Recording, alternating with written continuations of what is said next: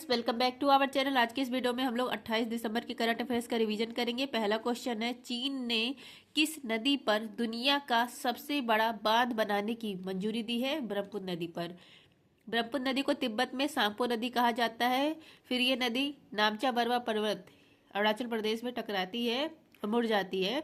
अरुणाचल प्रदेश में यहाँ इसको दिहांग नदी कहा जाता है। फिर असम में ब्रह्मपुत्र नदी कहा जाता है। फिर बांग्लादेश में प्रवेश करती है, फिर डेल्टा बना देती है। तो जो सांगपो नदी है, तिब्बत में सांगपो नदी कहा जाता है ब्रह्मपुत्र को, तो यहीं पर बांध बनेगा और यह विश्व का सबसे बड़ा बांध होगा। कौन बनाएगा? चाइना बना रहा है।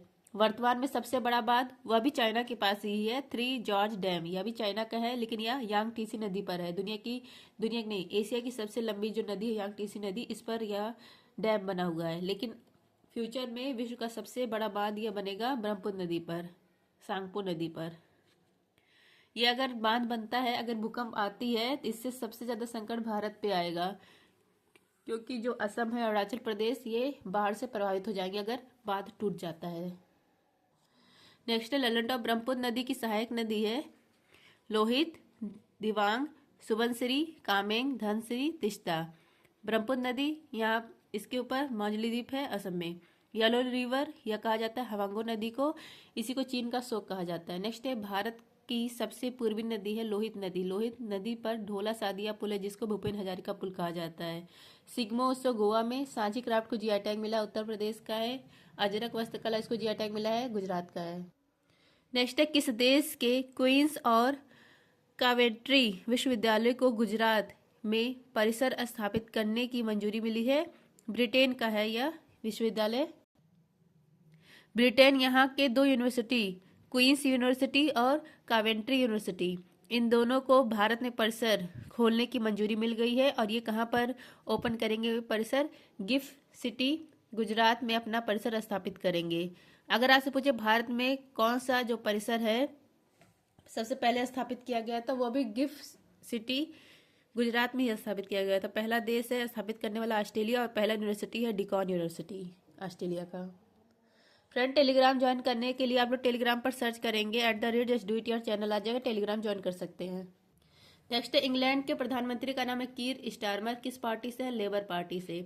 नालंदा यूनिवर्सिटी यह किसने बनवाया था? कुमार गुप्त ने। आरबीआई की स्थापना यंग हिल्टन आयोग, इसी को शाही आयोग कहा जाता है, इसी की सिफारिश पर हुई थी 1 अप्रैल 1935 को। भारत का पहला एआई फिल्म है इरा। नेक्स्ट है, Jetson Orin Nano Super generative AI सुपर कंप्यूटर का अनावरण किसने किया है? एनवीडिया इसने। जेटसन ओरिन यह क्या है? नैनो एआई सुपर कंप्यूटर है, इसका निर्माण किया है एनवीडिया ने। नैनो मतलब 10 के पावर -9, आकार में छोटा होता है, हथेली के आकार का रहेगा। इसका कीमत है $249। इसका यूज आर्टिफिशियल इंटेलिजेंस में किया जाएगा, एआई में। नेक्स्ट आपका भारत का पहला सुपर कंप्यूटर है परम 8000। भारत का पहला भारत का जो सुपर कंप्यूटर है, भारत में सुपर कंप्यूटर के जनक कौन है? विजय भटकर। नेक्स्ट है आपका 2023-24 कार्गो थ्रूपुट में शीर्ष स्थान किस भारतीय बंदरगाह को मिला है? पारादीप पोर्ट को, उड़ीसा का। पेरिस ओलंपिक में क्वालिफाई करने वाले एकमात्र भारोत्तोलक कौन है? मीराबाई चानू। नेक्स्ट आपका 56वीं राष्ट्रीय खो खो चैंपियनशिप 2023-24 का समग्र विजेता है महाराष्ट्र। निर्वाचन आयोग ने यूथ आइकन नियुक्त किया है आयुष्मान खुराना को। नेक्स्ट है, खो खो वर्ल्ड कप, इसका आयोजन किया जाएगा महाराष्ट्र में, ब्रांड एम्बेसडर बने सलमान खान। नेक्स्ट है आपका विश्व बैंक की रिपोर्ट के अनुसार 129 बिलियन डॉलर के साथ दुनिया का शीर्ष प्रेषण प्राप्तकर्ता देश कौन सा है? भारत है। रेमिटांस प्रेषण प्राप्तकर्ता मतलब भारतीयों द्वारा विदेशों से भारत में अपने परिवारों को भेजा गया जो धन होता है, वो रेमिटांस कहलाता है, इसी को प्रेषण प्राप्तकर्ता कहा जाता है। तो रिपोर्ट पेश की है विश्व बैंक ने। पहले स्थान पर है भारत, दूसरा स्थान है मैक्सिको का, तीसरा स्थान है चाइना का, चौथा स्थान है फिलीपींस का, पांचवा स्थान है पाकिस्तान का। नेक्स्ट है, जीडीपी में रेमिटांस का योगदान। जीडीपी में रेमिटांस ने कहां पर योगदान दिया है? तो उसमें पहला स्थान पर है तजाकिस्तान। जीडीपी का 45% इसका रेमिटांस है। नेक्स्ट है बी, रेड्डी रिपोर्ट यह पेश करता है विश्व बैंक। ग्लोबल इकोनॉमी आउटलुक पेश करता है IMF. Global gender gap index पेश करता है world economy forum. HDI index और ग्लोबल इनइक्वालिटी इंडेक्स पेश करता है यूएनडीपी। बहुआयामी गरीबी सूचकांक वैश्विक वाला जो स्तर है इसका जारी करता है यूएनडीपी, भारत का नीति आयोग जारी करता है। नेक्स्ट है 19वीं एससीओ सुरक्षा परिषद की बैठक हुई अस्थाना में। 10वां सदस्य एससीओ का बना है बेलारूस, हेडक्वार्टर है एससीओ का बीजिंग में। राष्ट्रीय समुद्री दिवस 5 अप्रैल। नेक्स्ट है पेरिस ओलंपिक समिति में जूरी सदस्य नियुक्त होने वाली पहली भारतीय महिला कौन है? बिल्किस मीर हैं, जम्मू कश्मीर की। द आइडिया ऑफ डेमोक्रेसी, यह है सैम पित्रोदा की। नेक्स्ट है अंतर्राष्ट्रीय महामारी तैयारी दिवस 2024 कब मनाते हैं? 27 दिसंबर को। अंतर्राष्ट्रीय महामारी तैयारी दिवस ये 27 दिसंबर को मनाते हैं। पहली बार 2020 में मनाया गया। प्लेग, चेचक, स्पेनिश फ्लू, कोविड, ये सब जो महामारी है इससे बचने के लिए, संक्रमण को रोकने के लिए यह मनाया जाता है।